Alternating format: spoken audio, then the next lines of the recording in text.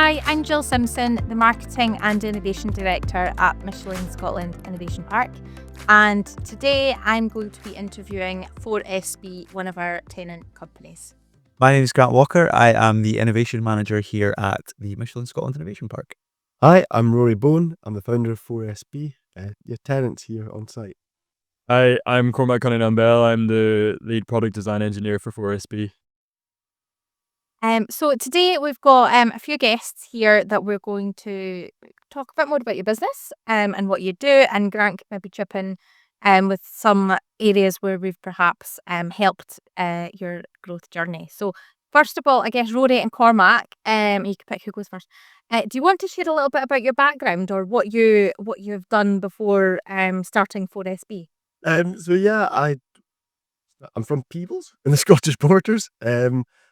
I don't know if that's relevant here, but the background to the company, I suppose, it's we're trained as a engineer at university in manufacturing engineering, and then met Cormac on the product design engineering masters at Glasgow University and Glasgow School of Art. So always been passionate about engineering, building things. I've always sort of loved cars as well. I remember when I was wee, I used to try and when we're driving at night, I could tell a car by the back lights of the car. Pretty impressive. Well, I didn't get it right all the time, but I'd try a lot because I just loved cars. And I've managed to now, come to a point where I can work with cars, which is amazing. And I've worked at Jaguar Land Rover before, again, just validated that I wanted to work in the industry, and got an opportunity actually through the Michelin Scotland Innovation Park Accelerator to start this journey and start this process of trying to slowly build a project into a business and scale it, and here we are. So yeah. That's brilliant. Yeah, in your happy place. And Cormac, what about yourself? How did you come to be here? Yeah, well, I did my undergrad actually here in Dundee myself, so I knew Dundee a wee bit. I did delivery around the streets whenever I was a student here. On your bike or in a car? On my bike. Oh, wow. On my bike, up and down Hilltown, yeah. And then I did the product design masters, as Rory mentioned there. So that's how we met. And after uni, I then went into a lot of commercial design, and then narrowed down around making products for people with disabilities. And one of those products was designing an electric vehicle, all-terrain electric vehicle. So I designed a suspension system, steering system around that, prototyped in mild and welding and working with fabricators, and then also produced prototypes in-house myself. So that's kind of like the background of EV that then I can bring into 4SB and work on the prototypes that we're working there. And I look at how we move things, how things interconnect, and then also how we chat to fabricators and use 3D printers or laser cutters in Michelin Scotland Innovation Park. In the park. Yeah, it's like that. No, that's really helpful because I always see you guys when we're having lunch in the hub or potting about, and it's quite nice to understand your background and maybe how you came to be here as well. So definitely, that's nice to get to know you both. So what does your business do? What is your product first and foremost? Great. So we're making a small secondary swappable electric vehicle battery. So the idea is that it attaches to the vehicle and it works alongside the vehicle's main battery. But our one, you can swap it out very quickly and get ideally 90 miles in a 2-minute battery swap. So the use case right now is for people living in urban areas who may not have charging they can access overnight, with nowhere to park and charge their vehicle, and people who don't want to wait for plug-in charging in long queues. So yeah, we're making charging more accessible and more rapid just by using the swappable battery system. Mm-hmm. The key differentiator to other battery swapping solutions right now, because we haven't come up with battery swapping as a concept ourselves, but the key differentiator is the use of this secondary battery. There's a few companies doing battery swapping, and it's gaining traction in Asia as well. A lot at the moment, but they're using full scale swappable batteries. So what that means is it's very hard for multiple automakers to adopt it because they have to completely standardize their vehicle design to take on this large swappable battery. Whereas our unit, you can still keep vehicle design really flexible. You can still keep the majority of your main battery in the car, and it just makes a lot more appealing to different ranges of vehicles. Because I mean, the industry right now, you've got everything from smart cars, convertibles, pickup trucks. It's a very Choice, isn't it? it's a very personalized industry, and people like different cars. Cars are different use cases. So if we want to keep cars a thing and keep them achievable for people living in urban areas, but we also want to keep cars flexible and keep different ranges of cars and different sizes. Yeah. So we're trying to solve all that by making a better charging option for them. And that's all really reinforced by the surveying that we did down in London, isn't it? With the Shell garages, the forecourts down there, Yeah, which is really helpful understanding what the customer needs and what people are really asking for at the moment. we got a really good opportunity. We're part of Shell's accelerator program, and we got a really good opportunity. They let us on some of their forecourts to do some user research and to talk to people who are charging or refueling as well. Both petrol and diesel. We ended up speaking to there's 130 drivers we interviewed. Yeah, of just the ICE combustion engines. So yeah, and then there was EVs separately as well, wasn't there? Yeah. More EV drivers too. And what did that conversation look like? So say I was one of the people getting out of my car and you came over and you started asking, how did you approach them? What did you say? You get a big smile. Sorry. You're on your very but can we ask you a couple of questions here? Yeah, there was Three of us, it's sort of three crazy looking guys in high vis approaching you on a forecourt. with a clipboard. Yeah. Run. That's it, yeah. We did put a bit of pre-plan into it, and we had 3 set surveys and questionnaires that we ran through. So we kind of were able to categorize answers and get keywords and sort of analyze the data a bit as well. Just to get as much use out of it as possible. We also tracked cars, so we tracked how long cars stayed, how quickly or slowly they refueled or recharged, the types of cars, the makes of cars. We were able to capture quite a lot, to be honest. And we just got some really, really interesting findings and a lot of sort of anecdotes and little, stuff that we might not be able to capture in the surveys, but stuff that we just found through watching and being there. Observing. Yeah, and I think that was some of the most interesting stuff too.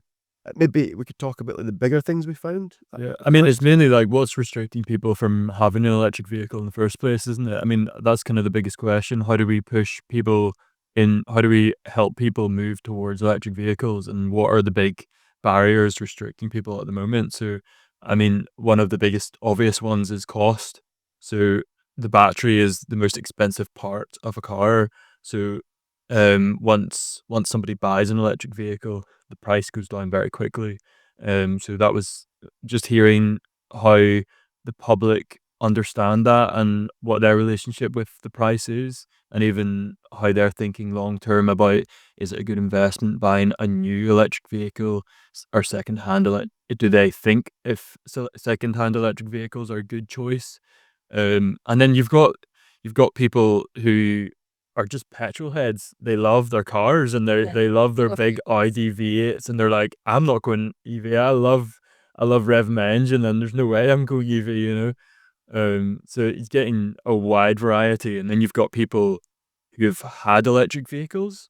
So actually, even just people filling up their petrol, and they're like, oh yeah, I had an EV, but I couldn't do the charging. It's just like trying to plan it in my day. I'm trying to pick up the kids from school, and I'm doing this and I'm doing that, and then I've got to fit in 3 hours of charging. I live in the middle of the city. I don't have on street charging, so like, how am I supposed to manage that? That was super interesting. Yeah. A wee bit disheartening, but it was super interesting to hear that, because I still think of EVs as quite new and quite fresh, but there's people who've actually had one Backwards. and then gone back. Yeah, And it shows it's the tough reality, isn't it? Yeah. I guess we could do some live market research right now then, because you're joined by two people who've both got hybrid. Yeah. Love to So hear I it. have a petrol hybrid because I'm one of those people who would forget to charge their car. But I absolutely love my car, so I'm halfway there, I feel. But Grant, you've got a plug-in. I have just hybrid. bought a plug-in hybrid, the Volvo XC40. Love it. Okay. I do love the car. But I would say that was like our first, because I've never had an electric car, so this is my first kind of. Do you see it as a kind of a bridge? Yeah, it's definitely like that kind of like gateway electric car. Gateway car. So that's what we're kind of hoping it is. But because it's a plug-in, I can charge it at home. Obviously, it takes like on a 3-pin AC charger, it'll take maybe like 4 hours to charge. Yeah. And then if I properly plug it into an electric vehicle charger, I think it's 2 hours and something. But it's been a good avenue for me to kind of see how what owning an electric car would be like. But would your idea, would that work with the cars that Jill and I have? So like a mild hybrid and a plug-in? It would. I mean, the change, we still have to do modifications. Yeah. And ideally, over time, we'd like to integrate those up front into vehicle design with automakers. But it is something that could work with hybrids. A hybrid's got a smaller, reduced battery size anyway, which is probably similar to the battery size we're The thing with a hybrid is the use case actually there, because a lot of the time, that battery pack's so small and they do most of their. Yeah, I think we're 30 miles on a full charge, and to be fair, Ours is like I call it a full hybrid, so it's the one with the bigger battery. So we're on EV mode majority of the time. Right. It's so cheap to run, and it's an automatic, which for me is, I actually think that's the biggest selling point for electric vehicles for a lot of people like me. I was like, just being an automatic is a bonus. But yeah, I think we're the same. We are thinking that that's like a bridge, and eventually we will get an electric vehicle. Yeah, I mean, especially what we found on the forecourts with a lot of people is just a really sort of healthy skepticism as well about EVs. Yeah.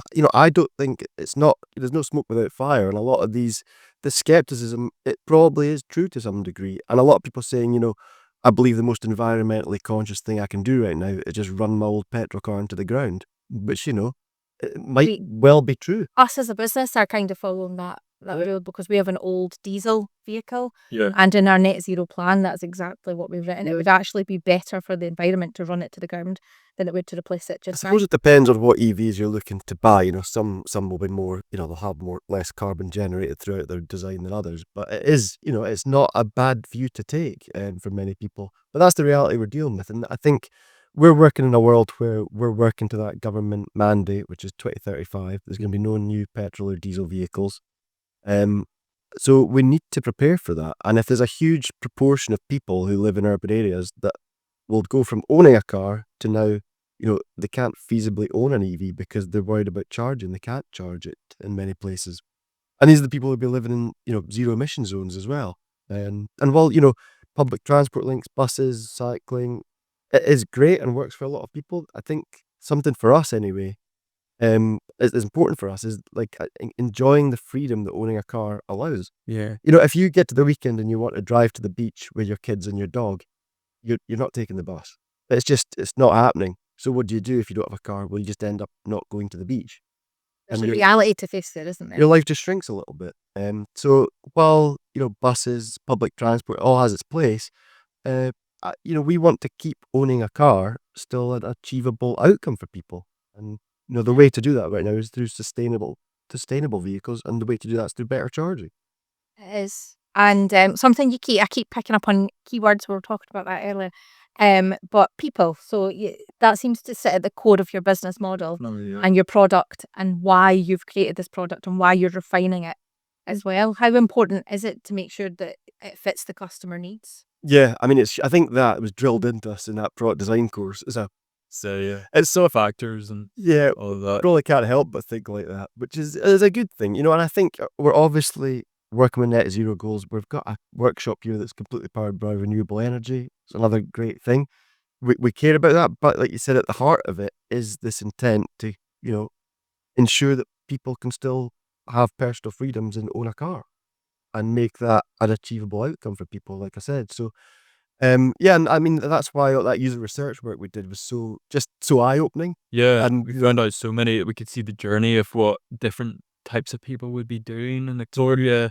I could see that the contractor guys that come in, they drive in, they're in the middle of their day shift, and they sit there and play games on their phone for 3 hours, and all their cars charging. Whereas you've got like a pregnant mum with like 3 kids, gets out the car, walks her dog, picks up the kids from school, and then like comes back to the car, gets them into the car, and then drives off. Meanwhile, this So is that the plumber's just sitting playing his games. It was really fun to see just how different groups of people use that time you've spent charging. It's just a completely different setup to 2 minutes petrol station, off you pop. And what was the reception like from those people that you spoke to in the forecourts when you kind of gave them an indication of what your project might be able to do to kind of alleviate that kind of essentially waste of time?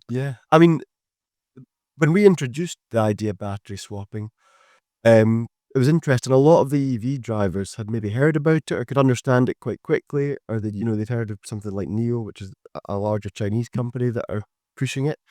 But when we talk to petrol and diesel drivers, I would say I think the stats was about 90% of them had never heard of battery swapping, Yeah. and that to me was just real. NIO are looking to come to the UK 2025, which is only a couple months away.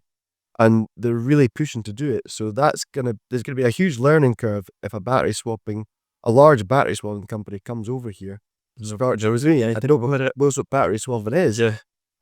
So I think for us, we have to take that away and reflect and think, we're building a business and a product here, but the market still doesn't really know that this idea exists. But then again, What do we do with that? it seems like everyone we chatted to, there was a baseline understanding of we're all going to have to go electric eventually. Yeah. Everybody was saying, oh, like Coming.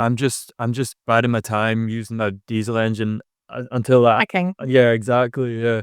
I just find that really interesting. So it's kind of like you don't have to convince anybody that EVs are the way. Everybody's kind of solidified in it already, and they understand. Yeah. It's almost getting them prepared without them realizing, because people know that it's coming, but nobody's quite, or not everyone is changing their behavior yet. Match it, but your people product will fight it. solution. Yeah, well, But why would, I fight it a bit. Why would I go from objectively, like a good system, a 2-minute refuel system, to a system where I now have to make refueling like my priority in my life? I've got to plan charging. So that's what we're trying, battery swapping in that sense. It makes charging completely comparable to petrol, as close as it could be. We're using the same sites, we're working with Shell to scope out and understand how we can implement this design into existing fuel forecourts, because these forecourts, they work on a 2 or 3 minute customer turnaround time. They need footfall to keep their business models alive, because they make a lot of money from the on-site shops, is the reality of it. So it's not, these forecourts, they're not the kind of sites you can just stick charging bays in, because then it goes up to people spending an hour there. yeah, exactly. And the business model falls apart. And you need more land, which is more expensive, and Yeah, the power capacity for ultra rapid charging is, bridges super constrained. Yeah. Whereas our batteries, you can actually recharge them at a very good rate for longevity, but you can recharge them a bit slower back at the charging hub, because there's no need to rapid charge our batteries at the hub. It's more about having that supply ready for people to pick up. Exactly. So it means the power demands are a lot less. It means, the price of the energy you're supplying could be a lot less. There's a load of benefits there to the system, and the battery health, it extends the usable life of the car, because like Cormac said, the car's value for an EV is dictated a lot by the battery Yeah. and the health of that battery. And if we can extend the life of that battery by, 2, 3, 4 years, you're just extending an asset's value for longer, which is another good point. Yeah, anyway, I'm trying to convince you. So to me, it sounds really exciting, because there's a lot of doom and gloom around some of the, the transition to EV. And it sounds like you've got a really exciting solution, and you're doing your market research, and you've spoken to an awful lot of people. So how are you now going to use that? Like, if you look forward to the next 12 months, what does it look like for 4SB? What's next? The beautiful thing is we're still at a very much R&D stage with a lot of technology, and we have working prototypes, but we're still able to develop those. And so that user insight comes at a really good time, because we can take it, we can reflect on it, and we can sort of integrate. We're still small and nimble enough we can do that, which is quite nice. That's sort of the beauty of being a startup company, I guess, is you can quickly just iterate. Over the next 12 months, I guess the big thing for us is just pinning down more technology trials with fleet companies. That's our sort of route to market, is through companies that have commercial fleets of EVs. So we've got a couple that we're working with to scope out pilots in areas such as UK breakdown companies, airports and logistic companies, and NHS. The NHS use a lot of ambulances. They're worried about electric ambulances, and they see that we could be a potential solution to that. So it's just pushing these technology trials, trying to get a few more of them, trying to make sure that we are talking to the right companies and almost getting on the radar of bigger automakers. And showing that the demand's there, because over time we will need to start to integrate the solution into the design of vehicles more upfront with automakers. And the way we're doing that at the moment is pushing some of these technology trials to show that we have a system that people want and that works. I love it. It sounds like a very practical solution to what is a commercial and an individual problem. And I love it. And like I say, I walk people around the innovation labs all the time where you guys are based, and it's so nice to kind of be able to. I feel like now I'll be able to give a much more kind of concise overview of kind of what you do. I think previously it's probably been a little bit more high level, but that's really helped me in terms of you guys going through that and kind We've of got one breaking of it our down. vehicles in there now as well, which Yeah. can help us like Yeah. do this with the car. Yeah, exactly. It brings it a bit more to reality, doesn't it? And I guess if someone listens to this or watches this and they think, oh, actually, I want to speak to them, or I could work with them, or I've got an idea, or I want to find out more. How do they get in touch with you? What are the Yes. steps to do that? I mean, the simplest way would be to go to our website, which is 4sbelectric.co.uk. And we've got just like a hello at 4SB email at the bottom, and you can just click on that. Emails go direct to our inboxes. Otherwise, we're both on LinkedIn, stuff like that. Reach out. Definitely just reach Yeah, out, pop a send us a message message. in. Yeah, Sometimes the best way, isn't it? Simplest. you'd actually probably quicker getting a reply on LinkedIn than True that. going to the email. Yeah. So that's maybe the best approach. Come and visit you here. Yeah, come visit. Come in person. Then grant a message. Yeah, get in touch. Like you say, our friends. Matchmaker. No, that's brilliant. Is there anything else you want to add as we wrap up the conversation today?